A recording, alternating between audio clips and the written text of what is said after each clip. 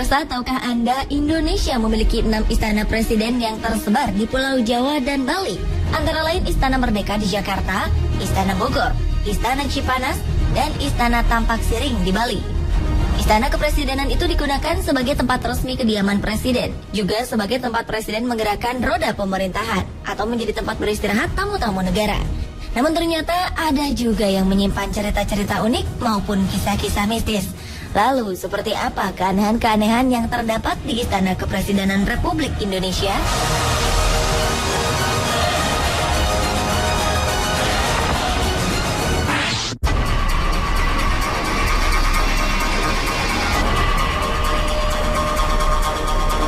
Demi penghematan uang negara, dahulu Presiden Gus Dur memutuskan tinggal di Istana Merdeka. Meski demikian, bukan berarti keluarga Gus Dur betah. Mereka mengaku banyak diganggu makhluk halus di istana peninggalan zaman kolonial itu. Putri Gus Dur, Yeni Wahid, pernah mengaku di akun Twitternya bahwa istana yang ia tinggali sangat tidak nyaman dan seram suasananya. Bahkan sang adik Inayah Wahid sering diganggu oleh makhluk halus. Kejadian menyeramkan ternyata tidak hanya dialami keluarga Gus Dur. Sejumlah pegawai istana juga kerap mengalaminya. Bahkan saking takutnya, untuk membersihkan lantai 4 dan 5 di Wisma Negara saja tidak ada yang berani. Karena takut dengan penunggu di sana yang tidak kasat mata. Menurut ajudan Gus Dur saat itu, yaitu Munib Huda Muhammad, Presiden Indonesia kelima itu tidak menggunakan cara-cara mistis untuk mengusir keangkeran istana, melainkan dengan cara yang logis. Gus Dur membuka Istana Merdeka bagi masyarakat, sehingga di era Gus Dur, Istana Merdeka ramai dan tidak angker lagi.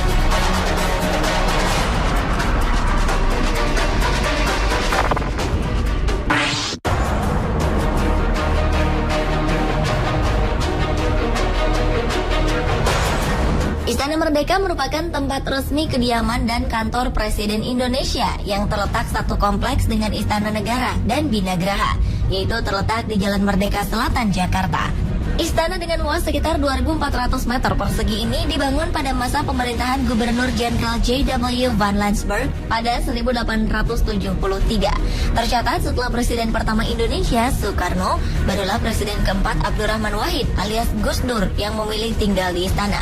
Kini Istana Merdeka ditinggali oleh Presiden ke-7 Indonesia, Joko Widodo, atau yang akrab disapa Jokowi. Yang menarik, ternyata Jokowi dan Ibu Negara Iriana Widodo bukan hanya tinggal, tetapi tidur di bekas ranjang Presiden Soekarno. Diketahui selama ini tak ada presiden yang berani tidur di ranjang kamar sang proklamator itu. Bahkan putri dari Bung Karno, Megawati Soekarno Putri sekalipun. Menurut Ahok, Gubernur DKI Jakarta, Presiden Jokowi termasuk salah satu presiden yang berani menempati kamar Bung Karno. Meski banyak informasi tentang bangunan tersebut yang penuh dengan cerita mistis, Jokowi mengaku tidak merasa terganggu oleh cerita-cerita itu. Ia malah merasa nyaman, sebab ia juga pernah tinggal di gedung tua saat ia menjabat sebagai wali kota Solo.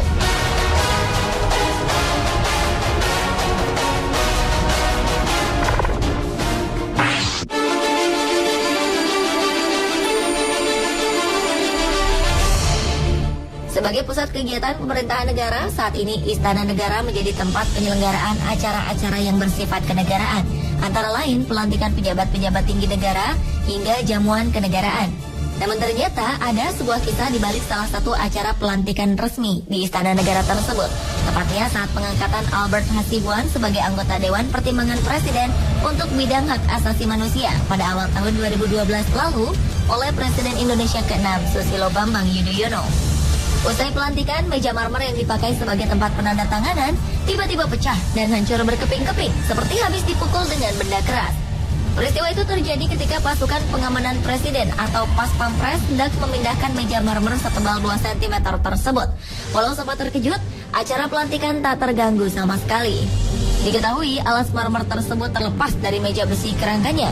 Namun ternyata ada juga yang mengaitkannya dengan hal-hal metafisika, yang konon pecahnya meja tersebut merupakan teguran dari si penunggu meja marmer bagi sang presiden kala itu.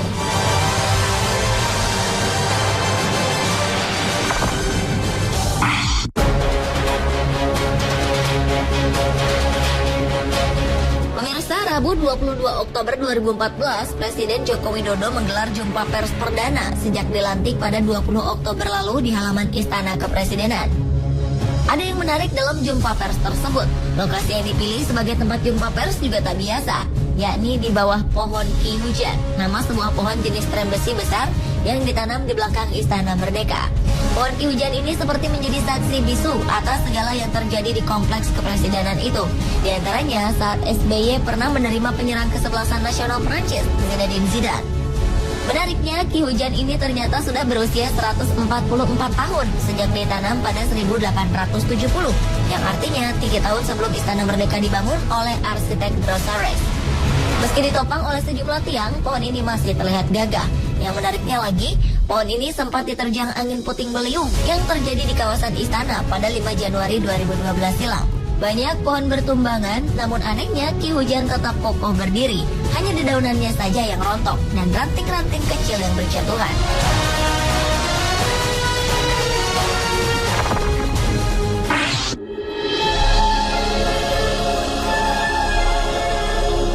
Istana Bogor merupakan salah satu dari 6 istana Presiden Republik Indonesia yang mempunyai keunikan tersendiri dikarenakan aspek historis, kebudayaan, dan faunanya. Namun di balik keunikan itu ternyata ada kisah misteri yang beredar di kalangan masyarakat tentang salah satu patung yang ada di istana yang dibangun pada tahun 1744 itu. Konon beredar kisah tentang seorang peserta pendaftaran yang berkunjung ke Istana Bogor dan melakukan hal usil ke salah satu patung perunggu berwujud wanita tanpa busana.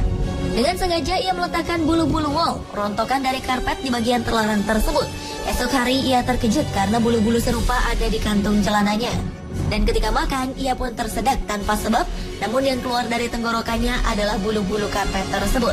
Kabarnya almarhumah mantan ibu negara, Hartini Soekarno pun sempat mengiyahkan bahwa di Istana Bogor terdapat makhluk astral penunggunya. Konon, ia pernah melihat seorang tamu yang tak kasat mata saat memasuki ruangan presiden di istana tersebut.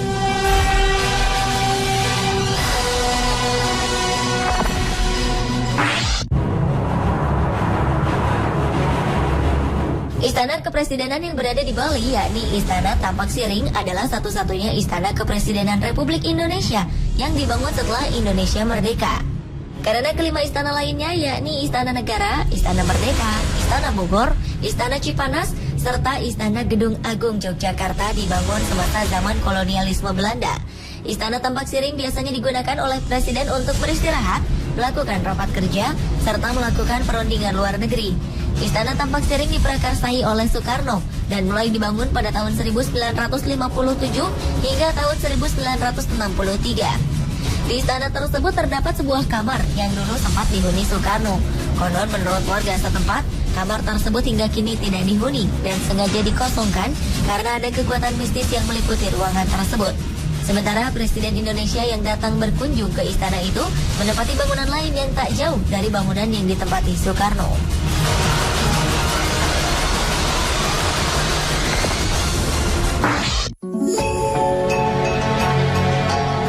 Istana Gedung Agung merupakan salah satu dari 6 istana kepresidenan Republik Indonesia. Istana ini terletak di pusat kota Yogyakarta, tepatnya di ujung Jalan Malioboro.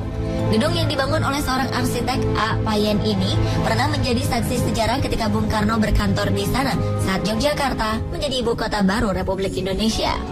Karena merupakan bangunan tua, banyak rumor beredar mengenai kisah mistis di balik bangunan bergaya Eropa itu.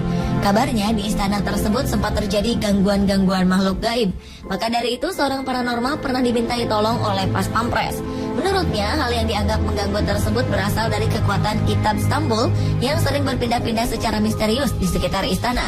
Kabarnya di Istana Gedung Agung yang bernama Loji Kebon itu kerap terdengar suara prajurit baris berbaris, walau tak ada yang sedang melakukan baris berbaris.